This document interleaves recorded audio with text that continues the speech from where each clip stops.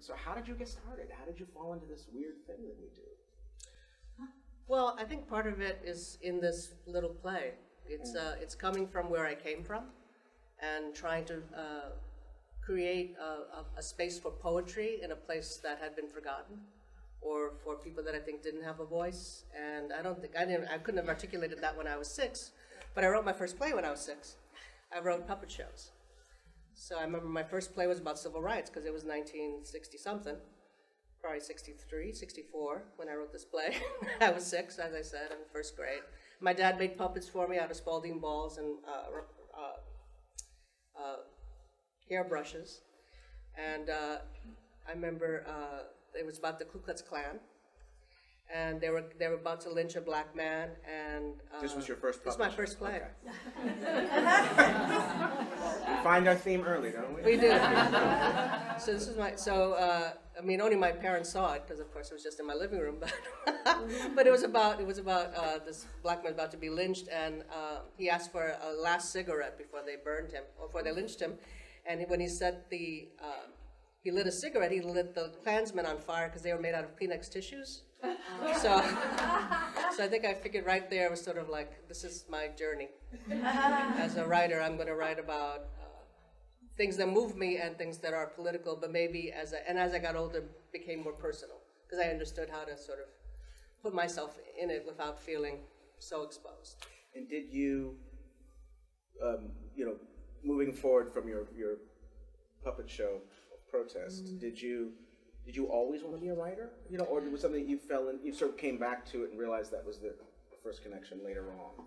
Yeah, well, when I was about 8, my best friend was raped and murdered and thrown off the roof of our building. And at that point, it was time to let go of the puppet shows, and I wasn't allowed to go to the funeral, because my parents thought children shouldn't go to funerals, even though we were dying all around us. So I started taking notes of things, how I felt about stuff. So I became sort of I was sort of like essay writing, but it was also kind of monologue writing, and I actually brought it with me today, so I thought you might ask that question. Yes. And this is a piece that I wrote. I actually remembered it. I wrote it first when I was 8, and then I rewrote it when I was about 25. I was in a writing workshop with María Irene Fornés, who's my mentor, an amazing Cuban-American writer who, she's just a goddess. You should know about her if you want to learn anything about theater and theater writers. You need to know about Irene. Yes. At times I couldn't work on my plays in her workshop, so I would start writing stories about my life. I was like, let me write this little stupid story. Oh yeah, that happened. Just so I could keep not feeling like I had writer's block, but I would be writing these little things about my life. And I remember I wrote this, and she was like, well, today you became a writer. And it was really interesting to me because I thought I was a writer. I had 2 degrees in playwriting. I had an MFA and a BFA. I went to Columbia University, and I still didn't know how to write a damn play.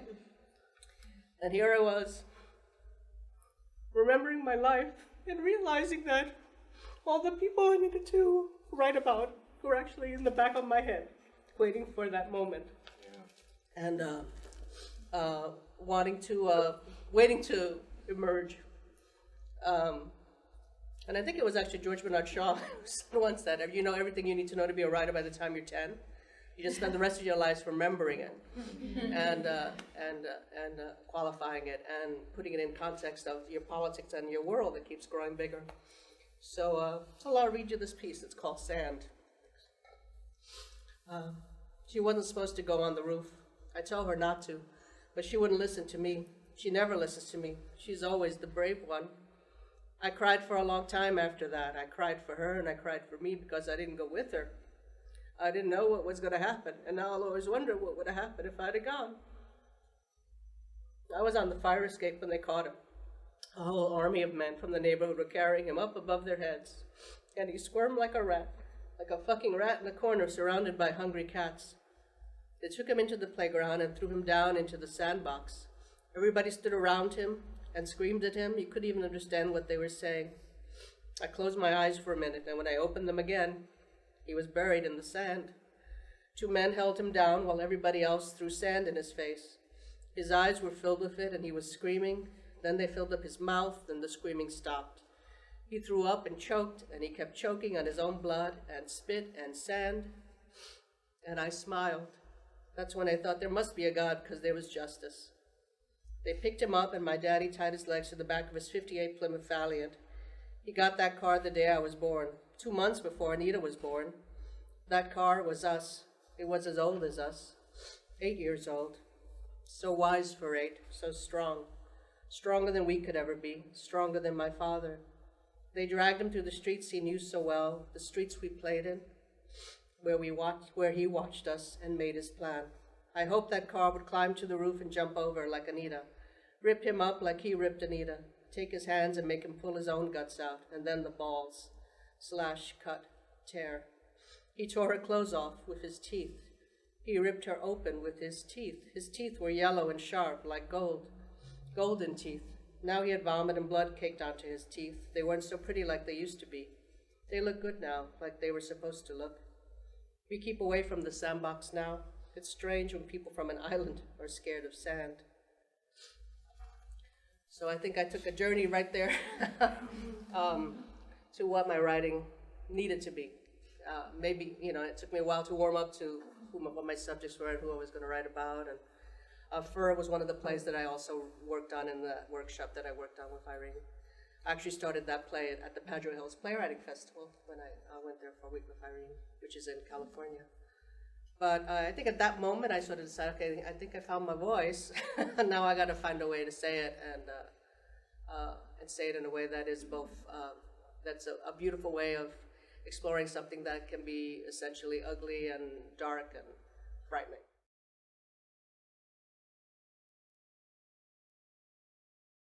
I was super lucky, I think, because I graduated from Columbia in 1984. And in 1984, I also got married. In 1984, I also started studying with Irene Fornés at INTAR. So at that point, I think I felt like I really began my career. And Irene decided that she wanted to do something for her writers. And this workshop was pretty special and kind of spectacular, because she started at INTAR, which is a Latino theater company. She started with, I think our first group was 8 to 10 Latino writers from all different parts of the country, from all different backgrounds, and some of us were writing in Spanish, most of us were writing in English. But we wrote all together in this room, and she decided, because she was famous by then, that she would sponsor a play thing, almost like a contest, but it wasn't really a contest. It was called the Box Plays. And in the Box Plays, she said, I'm going to go to Crystal Field, who ran Theater for the New City, which is a pretty famous downtown theater in New York. And I'm going to tell my friend Crystal she has to produce us all, and I'll put a play in there so she'll produce us. Because, by that time, Irene already had, 8 or 9 Obie Awards. And so that'll be a launching pad for all you guys. So we'll all write these 10-minute plays, and they're all going to take place in a box. So she designed the box. It was green on the inside and red on the outside. It was 8 by 10. It actually fit in the center of the stage. All the action had to take place in the box.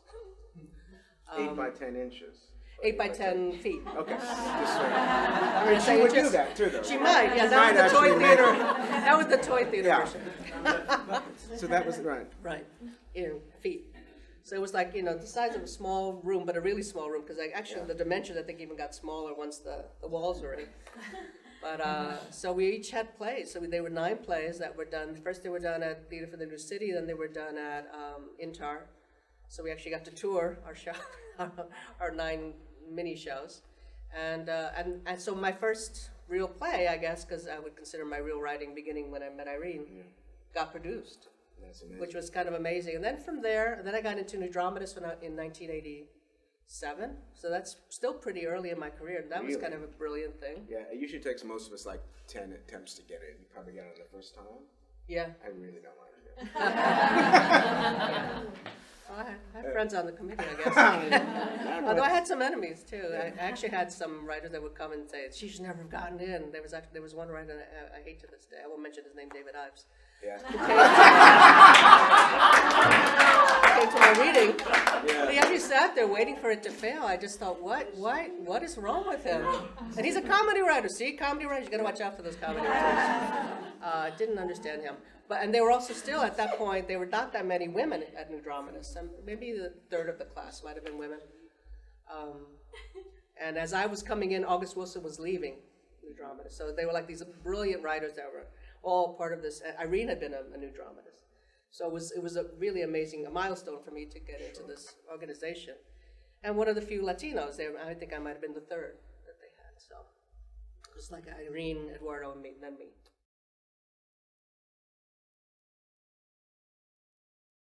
One of the issues, like when I go and do workshops at Columbia or universities, and I would talk about this issue, the younger actors, younger writers, I say to them now, look, you're walking into a profession, you who are 25, where the rights of the author are being more and more nibbled at the edges, just like everything else in our culture. And if you want to write stage directions where someone else has to make it happen because you haven't provided it, don't complain when they come and ask for 10% of your royalties. If you want it to be your play, then by God, you make it your play. And it's very interesting to see this sort of rise of the dramaturgical culture where the assumption now is that a play has a problem and that other people are there to fix it. No one ever assumes that the lighting plot has a problem. They assume the lighting designer knows what they're doing. Right. That's the starting point. The starting point is becoming, well, of course there's a problem with the play.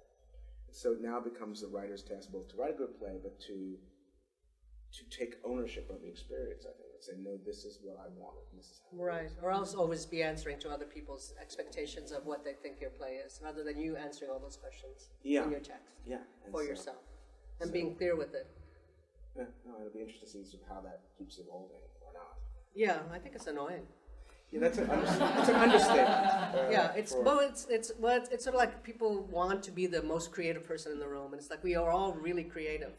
Everyone is the most creative person in the room. You don't have to take ownership of something. Like the ownership is the thing, not each individual. It is what's interesting to me. Place. Yeah, but what's interesting is as the theater, like so much of the arts in our larger culture has become academicized, where everyone goes to college and everyone, because universities understand they can also get $40,000 for this kind of teaching and this kind of class.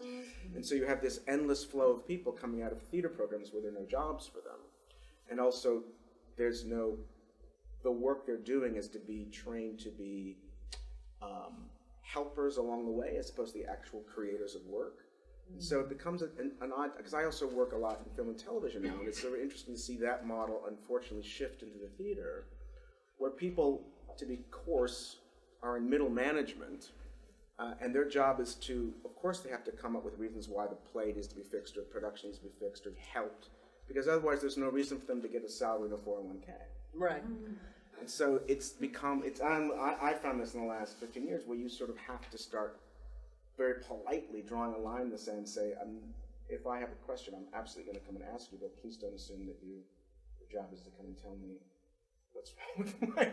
But, have you had this? Is this phenomenon? Have you seen this? I think of this kudzu, and I'm curious if you've... so we're going to go deep dive here, but... Yeah, I don't do I haven't done any work in film and TV. I have written screenplays and teleplays that haven't been produced. But, and I think part of it is that my reputation as a writer is that I don't take a lot of shit. Yeah. And I think that, which is for good and which is good and bad. Because I think people don't necessarily I think they think that I'm unapproachable, and I don't think that's true at all. I think I'm very approachable, but I think I'm very clear about what my boundaries are. Yeah. And the things that can and can't change. And I know why I wrote an A instead of a B in this place. And I can tell you that if you ask me that question. So I appreciate people asking questions, but I don't appreciate any solutions, because people can't understand how to solve your play except you. Yeah. No one can tell you that. But I think people often people that are like the dumbest people or the meanest people can tell you something where you go, oh, there's a problem there. They didn't identify how to fix it, and they said it in a really horrible way that hurt my feelings, but there is one word there that is confusing, so I need to change that word so that what I need to say is clearer. But I think like after all these years of talkbacks and dealing with people who ask rude and insulting questions or some assuming things about me as a person or as a woman because of what I write. And I think I've really learned how to put everything in perspective. I hope I have. I'm 58, so I hope I'm almost like mature enough to handle a talkback. And because they can be gruesome, and there's always someone who can says, well, if you change this, and why did they do that, and they seem so racist, and why did they? I was like, because they are. You know, there's sometimes there's no answer to someone's question too, and sometimes you just have to admit you're right. I wrote that, and that's a really strange way to say it, but that's how I feel it. That's how I want, and that's what you want and to say. That's what I want to say. That's what you want to say. And there's no really new discussion of that, except it's interesting that you picked that up and asked that question. Thank you for listening closely enough to say that. Yeah. But like, you're not going to fix my play. You know, you're not the playwright. And but I think it is important to learn to talk back. Like that's what I teach all my students that I teach. It's like when you're to talk back, take notes even if you disagree with everything everyone says. Not because you're necessarily writing down what they're saying, but you look like you are. And people will calm down and be more polite when they think you're listening to them. That's just like human nature. So you take these notes, you draw them naked, whatever you want to do. But sometimes, listen with half an ear, because sometimes people do say things. Even people you disagree with will say something or point out something that, oh, that's an interesting place, I need to look at that again. 3 people asked a question about it, there's a problem. Maybe look at it. But they may not have identified the problem in the question. Maybe the problem is 2 sentences before that. So it's like, oh, there's something here. Let me really trace it back and see what the real question is.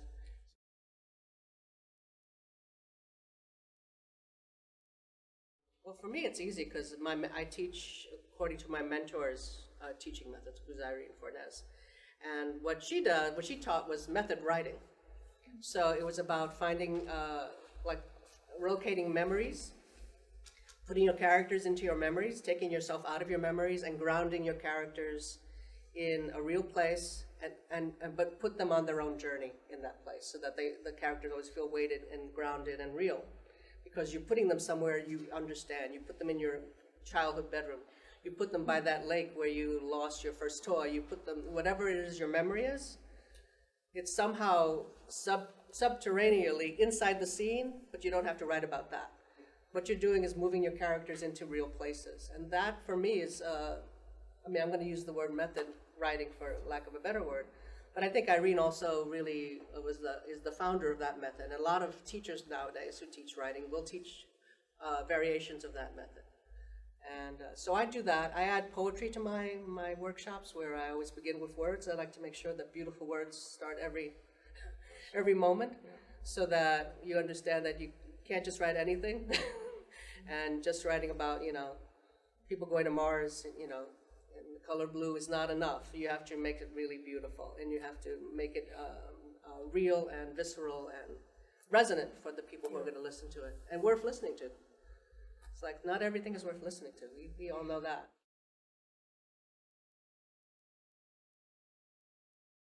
I did an adaptation of Lorca, of The House of Bernard Alba, called Another Part of the House. And when I worked with a master writer like that, I learned how he sort of created his plays. I would never start a play that way, but I also learned about how plot works in a more kind of, like I found shortcuts to things, or like I understood how I wanted things to always be formed. I don't know if I can quantify exactly what that is, but I know that I learned from him. Well, that's one of the great things about translating and adapting, is you get, in the words of a colleague of mine, you get to sharpen your knife on somebody else's whetstone. Yeah. And say, oh, that's how you construct things, and what can I learn from that? It's kind of fantastic, I agree. Yeah, and I'm doing this bizarre project where I'm doing a modern English translation of Macbeth for Oregon Shakespeare Festival. They're doing this project called Play On, where they've hired 36 writers to each take on a different play of Shakespeare's, and translate it and try to make it clear. And it sounds really like a really bad idea, like you're going to make terrible choices and the poetry's going to be really bad and it's going to suck. And why would you do that? Is this like No Fear Shakespeare? Why take a poet and reduce him to something too clear? Because poetry is not necessarily supposed to be clear, it's supposed to be beautiful. So, but I've learned so much doing this play, because what I've learned is that there's so much of his plays, this particular play that gets cut, because nobody understands what the hell they're saying. There's all these fights, there's all this archaic language that no one understands. Even people in the UK don't understand it. I'm working with a dramaturg who is English, and she's like, we don't know what the blood is saying ever. And she works for the RSC. She's like, oh, in England we just cut it if we don't understand it. It's like, okay, but she's my dramatist. We've actually been painstakingly going through every single word, every single, and Macbeth is the shortest of all of his plays, so luckily I chose that one. So what, and how are you? But it's taken me 1.5 years, 2 years I finally have a first draft. And how have you, in a nutshell, how have you, because I'm fascinated with this project, I'm not a friend, so we're doing it, like Taylor Mack is doing it this summer. And yeah, he got the other one I wanted. Yeah, Titus Andronicus, that's good. Yeah, he got a good one. But Macbeth is good. So what is your billet from them, or your choice of how different you're making it? I'm just, I'm curious. What the mandate was to make it to do no harm, but to keep the iambic pentameter. Yeah. So everything I changed, I had to also make it either rhyme or be in meter. Interesting. Because there's some, and he doesn't, and Shakespeare doesn't keep to iambic pentameter. I can tell you because I've been through every single line. I'm like, that is not iambic pentameter.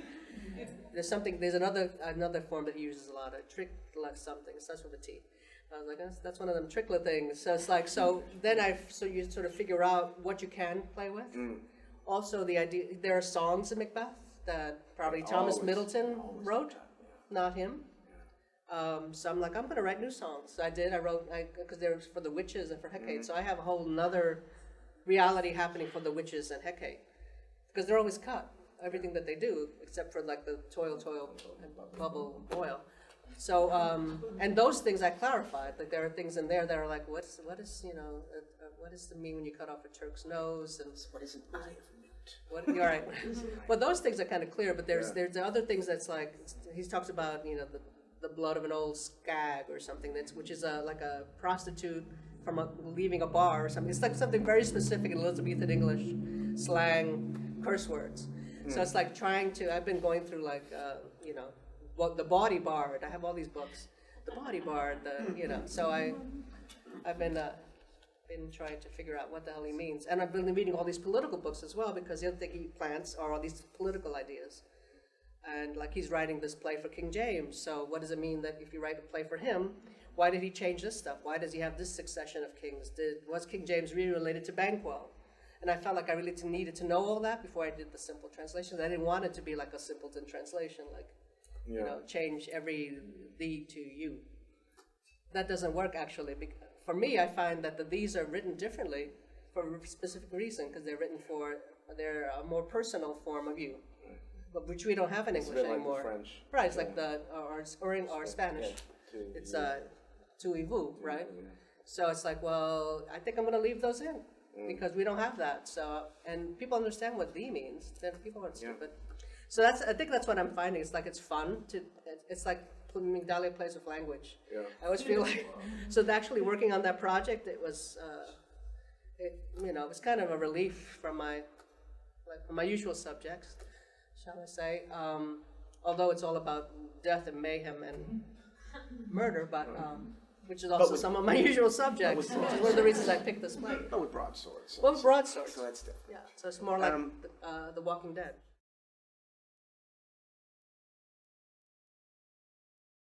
Well, one of the few things I've done is that play that I quit.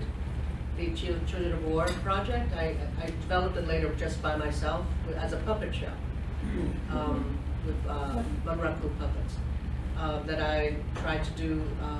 I actually just performed it as a workshop at UConn. Only not just like in time, it was like years. But I performed it in a workshop, and I thought that was a way of talking about war very directly. And I actually took different children and different survivors of war and different victimizers and put them all together. They were all children in this kind of fantasy world. It was sort of like they were in a purgatory. They had to fight for their lives, or fight for are we going to heaven or hell, for what we believe and who we love and all of the different things. There was a kid from Bosnia. There was a kid from Northern Ireland. There was a kid from South Central LA. So they were all these children in this play. And I don't know that I'd call it necessarily a children's play, but it was a play that was seen by children, and they appreciated that journey of this young adult. I think I actually write always for young adults. I feel like I've never gotten past the age of 14 in my life. And I feel like everybody sort of stops at one age, and that's how their first reaction to any kind of problem is like, I'm always 14, I'm always like, oh my God. You know, I'm always like really embarrassed and awkward in any situation. And then I realize, oh, that's right, I'm 58, I can't. But I think there are people like, you know, who are always 7 or always 21. I don't think my daughter's always 21. She's more mature than I am. But, what was I going to say? About children's theater. But generally speaking, I write about children. I write mainly about teenagers. But I don't think anyone would call it children's theater because I do write about sort of a brutal reality.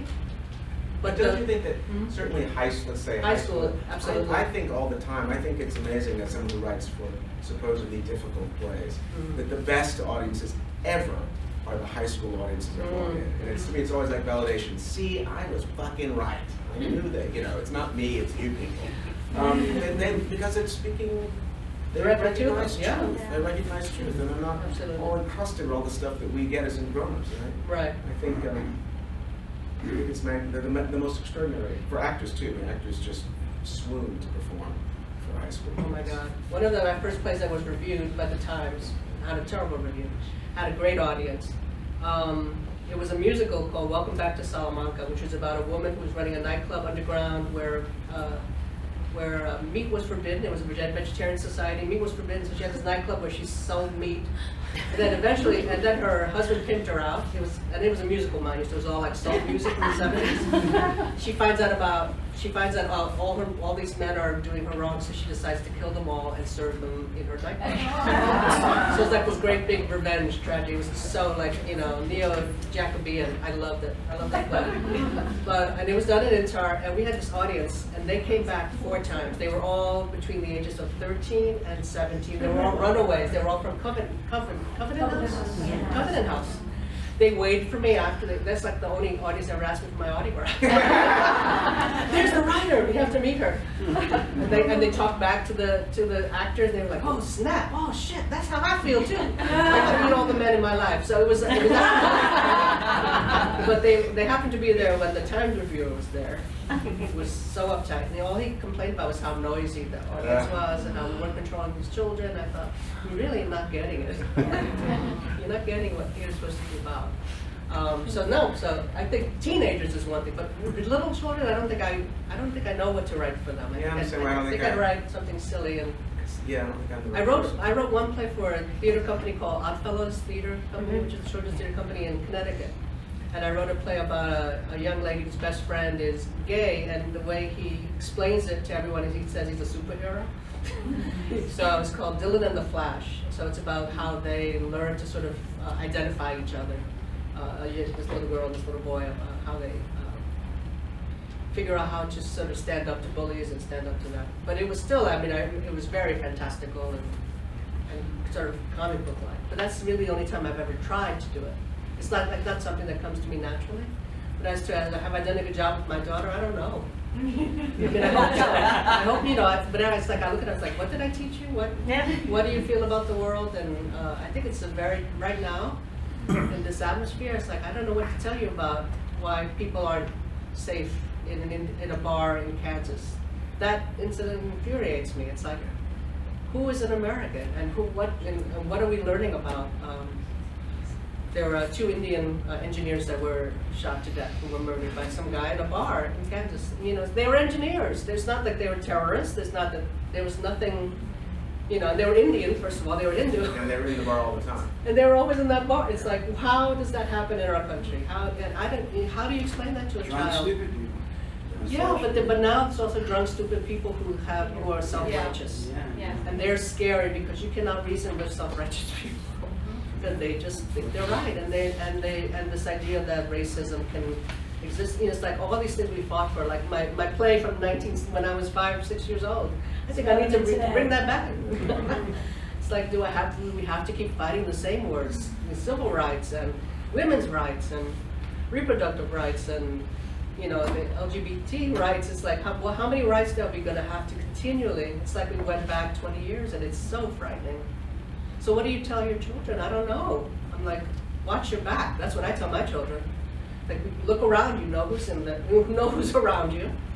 Don't necessarily tell people you're Puerto Rican when you first meet them, because they might talking to you about you need to go back to your country because they think Puerto Ricans are immigrants, even though we're a Commonwealth of the United States and we are American citizens. Somebody actually says that. You know, it's like, what? What is happening? So we all have to watch our backs, and we also have to watch each other's backs.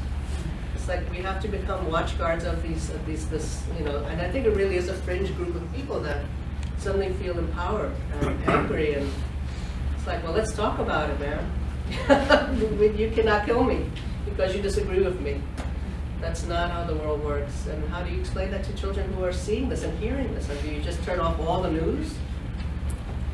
I don't know if that's right either, because then they're growing up in a bubble. It's like you have to know who your friends are, you have to know what you stand for, and you have to be articulate as a child and on about the things that you stand for. And Antonia took this speech class at Irvington High, and she was like, she was saying how she brought her classmates to tears talking about racism in Puerto Rico. It's like, why do they not know that Puerto Rico is part of the United States in high school?